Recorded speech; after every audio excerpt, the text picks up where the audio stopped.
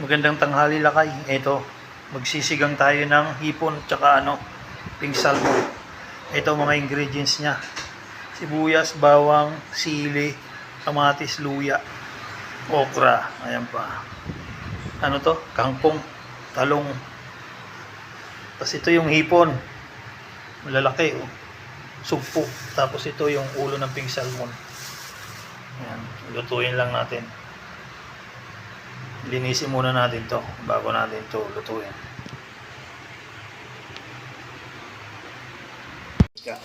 Isusunod na natin yung mga sibuyas, bawang, luya.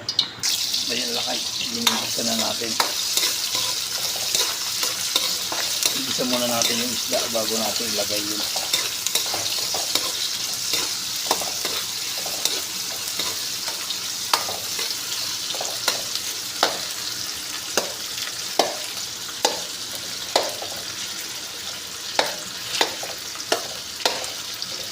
Durog na durog yung kamatis para yung lasa niya.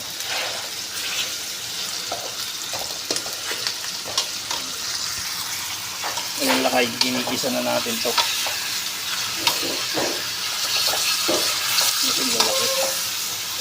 Gisa na muna natin para mawala yung lansa.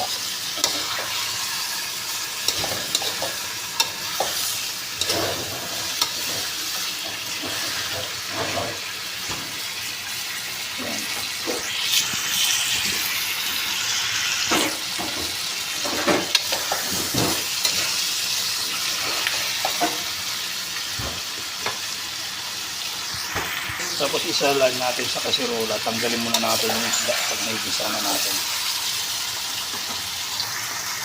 Ayan lakay, naigisa na natin. Tapos ito sinalang na natin yung tubig. Separate natin. Ayan lakay, nilagay ko na yung hipon tsaka yung pink salmon.